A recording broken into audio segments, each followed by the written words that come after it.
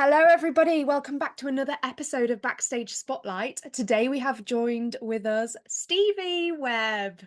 Hi, hello. What an honor. Thank you so much for having me. How are you? I'm good. Yeah, I'm all right considering it's January, I and I'm know. not currently working or anything. But I'm in relatively high spirits. Good. Very good to hear. So for people who are tuning in and who may not know you, would you like to just do a brief, this is who I am and this is what I've done and what I'm doing? Sure. Well, I've been around a long time. I started performing when I was 8. So it's been 30 years now I've been doing it. And so I worked quite a lot as a child, and then started doing a bit more theatre when I was straight theatre when I was became an adult, because I was doing quite a lot of TV and stuff when I was a kid, child actor, and then I've done some musical theatre and some TV, like The Inbetweeners. I was in a show called The History Boys, and just recently I finished like 7 years in the Book of Mormon. Wow, 7. Yeah, well, 5 if you take away the 2 years down with COVID. So Yeah, of 5 course. actual performing years, but yeah, nearly 7 of the in a time span. Wow. So tell us about your performing as a child. How did that all start out? Well, it was very obvious that that's what I needed to do. I needed a creative outlet. Because I mean, there was just no way I could be anything else. It was very obvious. And I had supportive parents, but they were also very worried because my dad was in the entertainment industry. He was in a pop group in the 70s and 80s, and they also did stand up comedy. But he had the foresight to also train to be a financial advisor, so because he always, thought it's not going to last, it's not going to last, and so he had something to fall back on, and then he continued being in the financial sector for the rest of his. He's only just retired, bless him. So he continued in the financial sector, whereas I was advised. They advised me to do that, but I never did. And it is advisable to always have something to fall back on, because I'm sure we'll talk much more about it. You know how it's tough. It's not easy. And as I just said, it's been 30 years, 3 decades doing it, and it doesn't get any easier.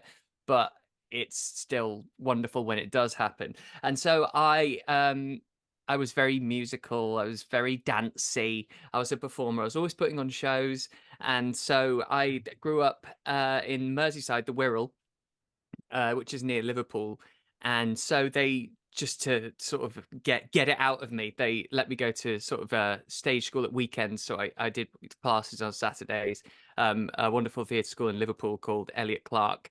And then through that, the theatre school started, putting their kids up for auditions for Liverpool Empire, whether it was a panto or a musical.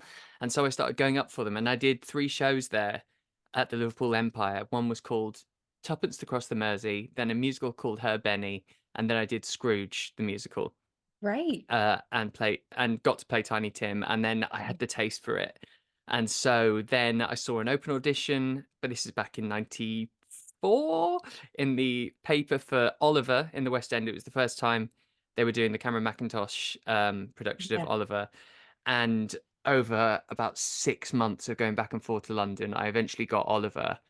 And then my parents were like, "Oh crap, what are we going to do? He's just got this incredible job, and he's 8 or 9, and we don't live in London." So they had to completely change something that they thought was just a little hobby for me. Already at 9, they were having to completely change their lives and sort of have me travel back and forth every weekend to London, do the show, come back, and then I went to Silver Young Theatre School while I was in the show.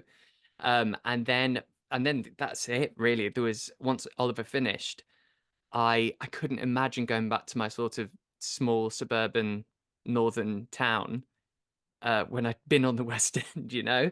And so my parents came to the decision that they would allow me to stay there. And my dad drove me every single night after school Friday all the way back up north to be with my mum for the weekend, then drive me at like 4 in the morning Monday. I'd Oh, sleep in the car to get me to school. But that's the sort of thing, you know, those sacrifices that you don't appreciate until you're older. And I think I was about in my mid-20s when I suddenly went, "Oh my gosh, I can't believe they did that for me." You know, my mum Yeah. almost let her son go at that age to pursue his dream, and my dad was doing 6-hour drives twice a week. And so, yeah, so I owe them everything really. But that's how I started, and that's how it kicked off. And I feel very lucky to have done a lot of the work I've done. But you know, it's like anyone, it's up and down. Yeah, for sure. So before this podcast, I was reading up on like stuff you had done, and I read this thing that you you need to confirm if this was true or not. Okay. You fell off a stage and broke a rib? Yes, this was at the Brit Awards, No 1996. way. Yeah, it was, I was obsessed like any other young child, at that point in the 90s with Michael Jackson, and, I heard that he was doing a performance at the Brit Awards of Earth Song, and I heard that a bunch of kids from my school had auditioned to be the sort of the background sort of peasants and stuff that from, and then at the end we all reveal these beautiful clothes. And I didn't go up for it, and I was beside myself because I had his posters all over my walls, and I don't know how I'd slipped the net. And so I got my dad to call the children's agent and hear about it, and she said, "Yeah, but they're on second round now. You know, they've already cut 40 kids." And my dad just begged and begged and begged. And so I got to they snuck me into the recall basically to Wow. perform with Michael Jackson. And I knew I had to get it, and I did everything I could, and I did everything I knew that they wanted to see. And they sort of wanted us to find someone or a couple of other people and pretend we're a little family and sort of walk around going, "What about us?" and stuff like that. And this woman came up to me and she went, "Oh, should why don't we you and I pretend to be mum and son? You know, we'll pair up." And I'd already seen her earlier on, and I remember thinking, "Oh, she's not very good." So I said, and I was like, I'm not letting anything stand in my way of this job." And such a precocious little kid. And so I said, "I think I'm gonna go solo." To this woman, she was like, "Oh, okay." That's it's so terrible, but I knew that it would hinder my chances, and so I made sure I was the only one who didn't pair up with anyone, all these other families. So it was just me on my own, and I took center stage, and I was performing the song, dropping to my knees, crying, and made sure they noticed me. And then I got it, and not many of us were chosen. And yeah, got to work with Michael Jackson and rehearse with him, chat to him, and he was actually the first person that called me Stevie, because I was Steven up until that Oh, point. And he said, "I'm going to call you Stevie, like my friend." And I only realized years and years later he was talking about Stevie Wonder, probably. But then I was like, my name is Stevie from now on. That's how I would like that's to be such a called. good So story. yeah, so Michael Jackson named me Stevie after his friend Stevie Wonder. That is that story is like next level. That is so But good. there was controversy though, because that was the year Jarvis Cocker, who's the lead singer of a group called Pulp, he did a stage invasion. So when Michael Jackson was up on Oh. the crane doing "What about us," Jarvis Cocker came on, did like a Mooney, and pulled up his top and like stuck his Oh, finger up to the camera and stuff. But as he was being chased off, he barged me, and I flew into off the stage at Oscorp into the audience, hit the floor of the sort of mosh pit, and then all the audience put me back on stage, and I just carried on. And then it wasn't till I got off there was like blood in my ear, and my ribs were no all bruised, and way. I'd cracked rib. Yeah, it was insane. But what a story! What and then it was front page. You know, there was I remember the Liverpool Echo. I was literally on the front cover of the Liverpool Echo because it was like the closest big newspaper to hometown, and it was such a scandal. But I loved it, of course. I loved every second of it. You'd go back into school and you'd be like, that was me. Yeah, it was. There was a few of us that sort of got hurt or sort of pushed about a bit, and so we were sort of the stars of the school for a good couple of months. That story is so good to tell. Like, I bet you've told that It's story a lot. when people ask me to, but I kind of forget because it was a long time ago, and also Yeah. it's just so insane that that that I went through that and that happened, that it's almost like it didn't until Yeah, someone asked me about it, and then I relive it and go, "Oh my God, what a time. yeah, that I is peaked." yeah. So you mentioned going to Sylvia Young, so you did like Yeah, performance training when you were younger. But when you got to like that 16, 18 age, what training did you do and how like was the application process for like colleges I and stuff? didn't. You didn't. I didn't know. I'm one of the few, and I think it's probably harder to go the route I went now, because I Yeah, think it's almost a requirement now. yeah. And and I totally get it, because there was a lot of things were open audition, and they would see thousands Yeah, of sure. people. Well, now they don't spend the time or money on whittling through that, and so they go to what they can trust in someone who has trained. And so when I was at that age, I had the option. I had the option to apply and to go to colleges and stuff. But I was working. I was doing um, a second series of a TV series that I'd done just as I left school when I was sort of 16. And so I did that, and then that would have meant waiting another year to apply. And so I was Yeah. really lucky that I had that to because it was filming in Canada, so I couldn't do both. And so I did that, and so I kind of came in at sort of the back route. And I I see now, because so many people ask me about training and the industry, and it's so different now. Really is. And I find myself asking questions to people of and find it fascinating, because I thought it was hard then, but I feel like it's almost, you've got to really be certain now, I believe. I And feel like because there's a go on. I feel like there's a whole culture now around performing arts training, and there is such a massive world of colleges, and the number of people going to them every year is just increasing and increasing, and then Mhm. it just becomes a bottleneck when everyone leaves and graduates.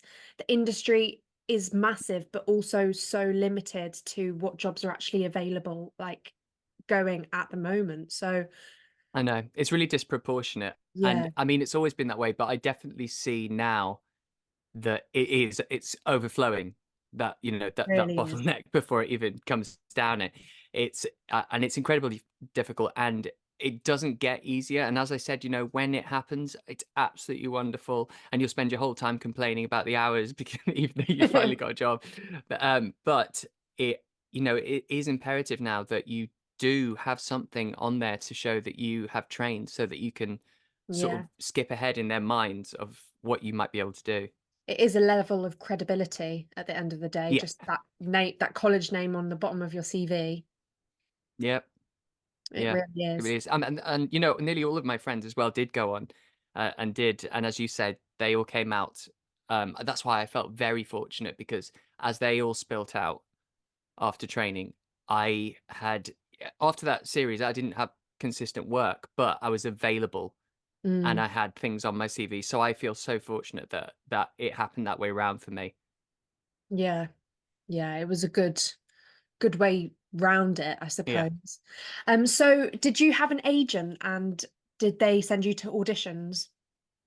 Yeah, so when I was at Sylvia Young, they had their agency that represents all of the kids there, which is Yeah. Young'uns, and then they have an adult agency called Rossmore. I think I'm pretty sure that they're Still still going. going. Oh, they definitely are. They definitely are, because I sometimes get like 12p royalties from something I did when I was a kid. um, uh, but yeah, so and that was another tough thing, because not everyone was guaranteed a place on that adult agency. They'd only take a few Ah, per yeah. year, and so already the sort of the competition and the truth of the business was prevalent at school, because you wanted those spots, and I was really lucky enough to get one of them, because obviously I was working. So they continued me over onto the adult, and so I had, from 16, I was with them for quite a while, and so I never had to do that, going out and asking people to come and see your showcases and stuff, and Yeah. I honestly, I don't know how I'd cope with that. I really don't. I don't think there's any other way that I could have got into the industry because I the older I get and the longer I'm in it, the more anxiety I have. And people look at my CV and think that's amazing. That's exactly what I want, you know. And it's uh, it's always a graft. That's the thing. Yeah. It never stops getting hard. No, And I'm definitely I'm not. 20, still in college, and I Yeah. can already tell that I'm not gonna have an easy life. But that's the thing. I don't want to make it be too negative. I don't want it to sound like it's not worth it because it of Oh, yeah. course it is. And everyone should chase their dreams, and everyone, if you have a passion for something, I think what it is it's not about ha- you're not good enough, and it's hard to get that out of your head because you Mm, are. If you know you can do something, you know you can do something, and we can all improve as well. But it's out of our hands. It's an industry that is completely at the behest and in the control of a group of people who pick. And of course, every job you go for an interview, but you don't have these masses of people mm, who are all going after this one specific role. And we are constantly, unless you become super famous and offer only, as they call it in the industry, but we yeah. are always having to go to that interview, you know, that first interview for a job. We have Yeah. to do that constantly, and we're constantly having to sell ourselves, and we're constantly putting our future, our hopes, and our lives in the hands of others and the choices they make.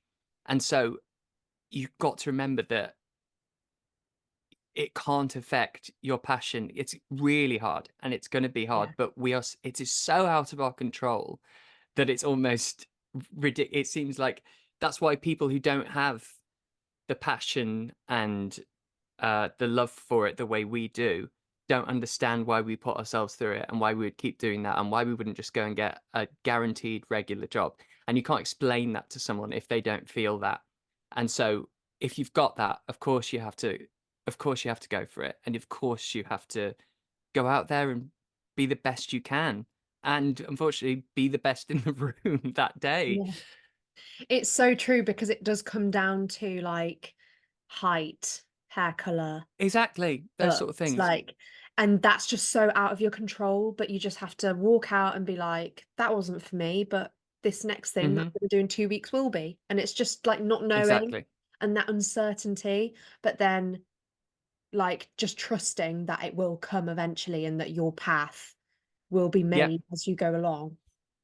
Yeah, and of course, as I was saying about my dad having his backup, because it's never going to be full time. Yeah. It just isn't. Um, you should always have something. Not, I'm not saying like you should have a boring, you know, job in the back that you could go and do, but something else that you can use as a creative outlet, Mm, some other way of getting that out of you so that you're not constantly bursting, just yeah. waiting for the moment, but just finding something that when you, as you say, you walk out of that room and you're like, right, okay, no, I wasn't for them or whatever, that you can turn your attention to something else while you let that disappear, and so that you're not walking around holding on to that. I think it's so important. And I think I don't know, you can tell me, is there much focus or education on mental health nowadays in college, in performing colleges? Yeah, for sure. And I feel like over the years, it has become more prevalent in training that you get that Okay, support good. alongside it because of how mentally challenging it can be in those situations where you're comparing yourself against other people, you're worrying about what other people think of you, you think you aren't good enough. And Hmm. those mental challenges can knock a person so much that I think it's become like ground level knowledge that colleges should have access to that support Yeah, at all so important. students at all times. That's really good to hear because the business is uh molded around rejection and self-doubt, and those are Mm. two of the most affecting mental health affecting experiences that you can have. And Yeah. I'm glad to hear that that is there, because that definitely wasn't there when I was doing it, when I was a kid and Yeah. working and getting told no, and but especially not ever hearing why, you know, Yeah. just so you're left with your thoughts as a young person. You don't even, not even as a kid, you know, just starting out, when you're left with those thoughts, you go to dark places. That's just naturally where the mind would go. Yeah, and I think as society changes as well, colleges go along with the measures that are put in place, like in schools. And it's just great to see how they're taking that on and seeing how Yeah. that's developing. Like at my college, we have like mindset coaching, like talks.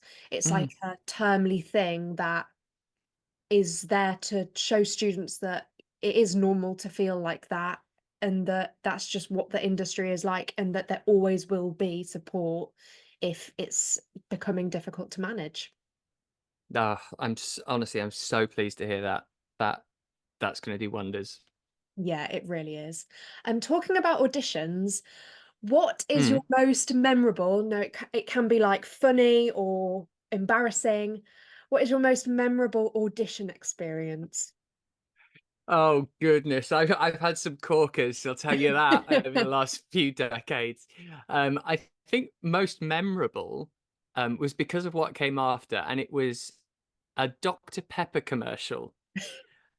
This was many years ago, and you know that? Do you remember or know the TV series, the MTV series Punked?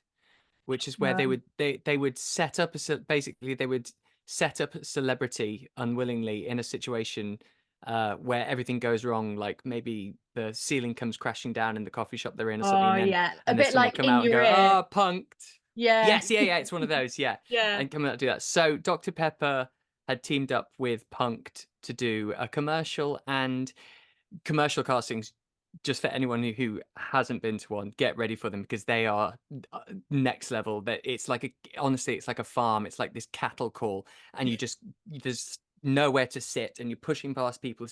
Everyone's sweating. It's just, and they've never updated like their terms or anything. It's still mental, and you just literally go and go. There was no point in me being there today. That was ridiculous. They didn't even look up at me. The director was on his phone. It's just that they can be chaos. Yeah. But we had to sort of sign off. Quite often, you have to sign a form before you go in, just about waivers and stuff like that. And of course, I hadn't read it, and so there was basically just a line of dialogue, which was something like, Dr. Pepper and Punked have teamed up, and you can win. Blah blah blah. And then there was a list of characters or sort of attributes, and they told us that when you say the line, we're going to throw some of these at you. It might be, say it like an opera singer, say it like a circus performer, say it like you're underwater, all these different things. And it was very odd. And so I went in and I first just did the line, Dr. Pepper and Punk to giving you the chance to win, blah, blah, blah, blah. And they were like, okay, great. Now can we see it as an opera singer? And I was like, sure. Dr. Pepper and Punk. And so I did it. And then they said, okay, can we see it like a gorilla? And so I was like, Dr. Pepper and Punk.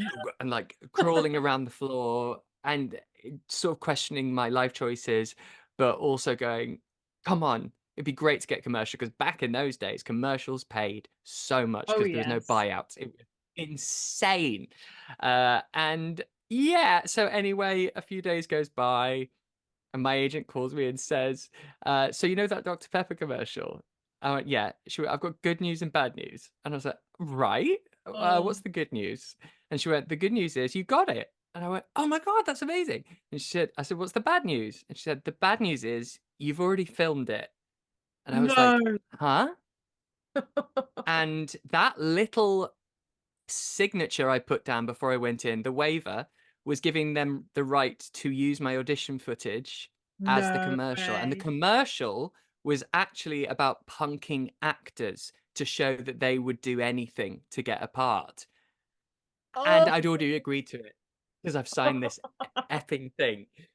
And so my agent was like, this, this could be a lawsuit because something really bad is happening here and this shouldn't be happening.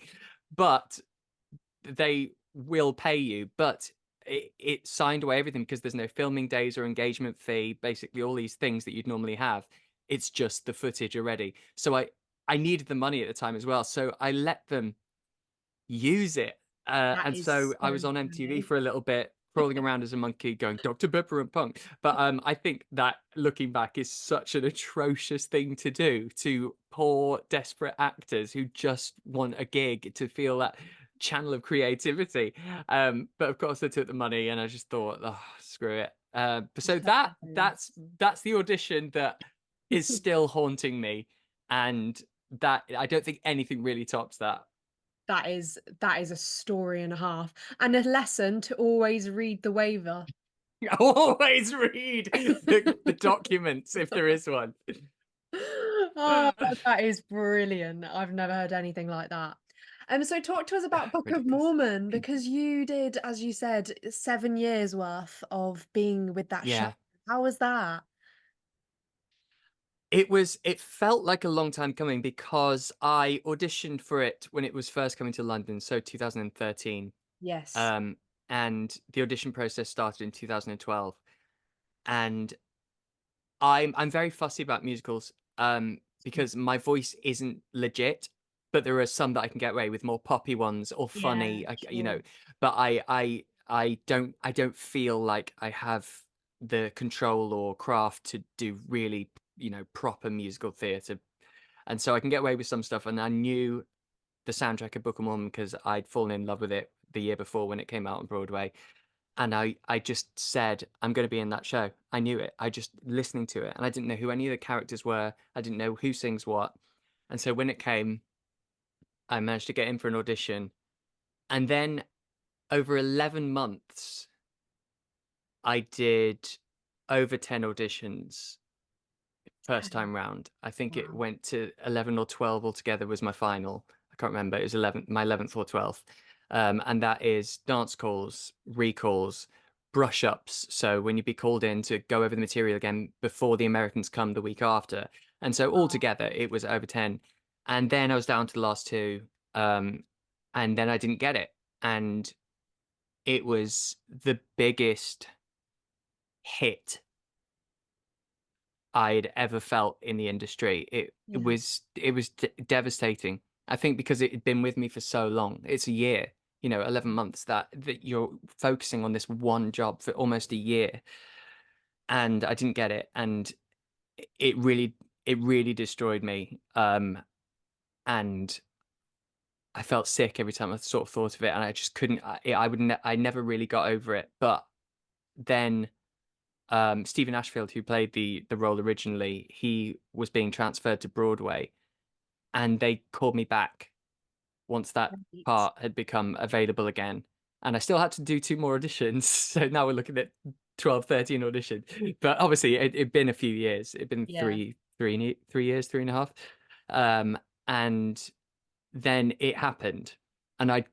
I'd gone into a bit of a spiral about it and a bit of a depression. It had really affected me. And Mm, I shame. and it came back. Like everything suddenly realigned, and I got it. And that I knew that was a life-changing moment because I'd been doing odd jobs and small runs, and that was at least a year contract playing a role of my dreams. And so I got it and I did it, and it was the most fun. Exhausting though, absolutely exhausting. The schedule, the energy, and even just the characterization of the Mormons, because it's all high energy, front foot, constant smile. Yes. And it's killer. And honestly, people don't understand these big shows like this, how much goes into it. Every time you come off stage, you have a costume change. There's no downtime. It's constant. There's no dropping the ball. It's such a brilliant show because of all the hard work everyone puts in. And Yeah. that is where that was the first time since, I mean, apart from doing Olive when I was a kid, I hadn't done one a big big West End musical since then, so it was decades later, Yeah. and I was just in awe of everyone in every department, and everyone was there for the same reason, and it was the love of it, and it was a lovely building to be in, and yeah, and as I say, I stayed in it. I did 2.5 years, and then we shut down, and then I did another 2 years. But it's probably to date like the job of my life, Yeah. and I just it was, and also 7 years is such a long time, and that's why I started the when I decided I was leaving. I decided that's when I'd start doing all this silly social media stuff because I've Yeah. been out of the game technically, or out of the sort of the sort of cogs of it all for nearly 7 years, and people who used to be casting associates are now casting directors. And the decades I'd spent getting to know people and getting my face out there and having people sort of know who I was if you'd say my name to a certain casting director, that had all moved on by 7 years. So I decided to get on social media, and that's when I started doing silly videos and just Mhm. being an idiot, just to start to get my face out there before I left Mormon, to try and remind people of myself. And whether it worked or not, I don't know. But it's been going well. And again, it's another creative outlet that I've Yeah. now got, so that when I left Mormon, I had somewhere to put all that energy. Yeah, social media is a great thing for that, especially if you are a creative person wanting to have an outlet not in Hmm. like a performing job. It's so good in Yeah. that aspect. And your videos are just absolutely hilarious. I mean, if you guys that are tuning in right now, if you haven't seen Stevie Webb's TikTok, get on it because they're brilliant, those videos. You have a game that you play, Thank you. your famous game. Do you want to explain the rules of it? Yes. Okay. Everyone. This is the thing. Everyone always asks the rules, and it's like there's basically no rules. It's so simple. Um, Me and one of my besties, Ross, who is in the Book of Mormon, we find each other the funniest person on the planet. You know, that one friend that could just give you a look across the room, and like you have to get chucked out because you're laughing during a warm up or whatever. Yeah. So he's that person for me. And we always, I don't think we've ever spoken to each other normally since we've known each other. We're always doing a voice, or we're always doing a bit. We're always being clowns. And then this game developed where we started it on stage before the show, sort of as like a fun warm up, where you just ask a random question, and then the other person is not allowed to compute the question. They just have to answer with the first thing that comes out of their mouth. And So I good. mean, it can't be gobbledygook. It can't just be, it has to be a formed sentence. And it's like a game of consequences where two random things don't match up. And so he might say, "What does Shirley Bassey eat?" And I will just start talking. And it might be, and might say, like, "Candles are weird." Could be anything. It's so good. Should we do an example of the game? Yes. Who's going to be the question asker, and who's going to be the answerer? I have to be the question asker and you will be the answer. Okay. Okay. First question. Name three of your favorite pizza toppings. Platypus, worms, and flange.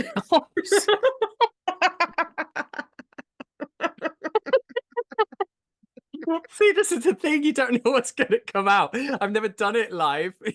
Oh, it's so good. It's so good. Okay. Are you ready? Next Yeah. question. If you could be an animal, what animal would you be? I'd be a worthy little plaster.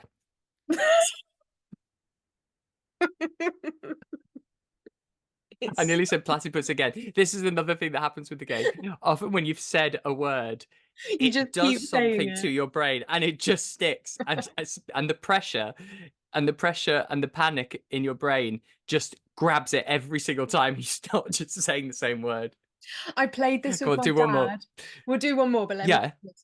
I um I played this with my dad and he was like thinking about the answer and I was like, "Dad, that is Yeah. not the game." I was like, "Stop thinking." Like he was thinking of like a wrong answer. Like I'd be like, "What's your favorite color?" And Yeah. like Spaghetti. And I'd be like, "No, Potato. Dad, that's not Right. how Yeah. you say." I've played it with other people because they've wanted to, and some people really can't. They can't let go of um their brain in that way, and they can't So random. not let it work it out. Yeah, they can't let it go completely random. It's really interesting to see the people that can and can't do it though. Yeah, it's quite a skill, this little game. Yeah. Right, last question for you. Um,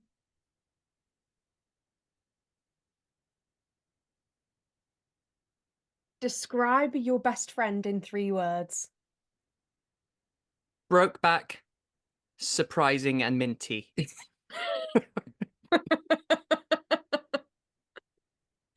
The stuff that comes out is just hilarious. It's Guys, ridiculous. you need to watch the TikToks because you will cry tears of joy.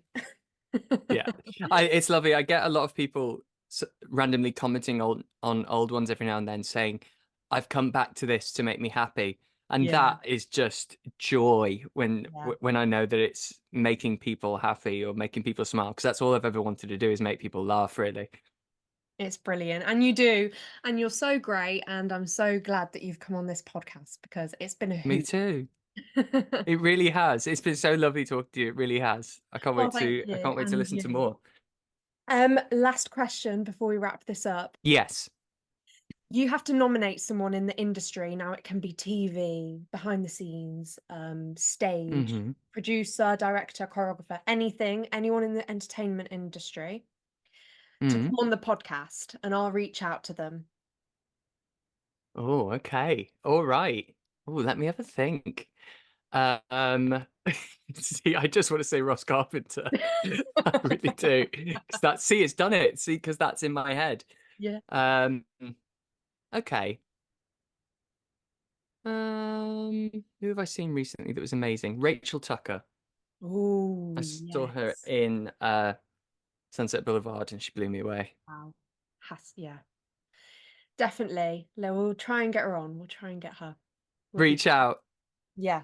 Thank you so much, Stevie. It's been great. We had a great Thank you. chat. To everyone watching, make sure you give the podcast a 5-star review.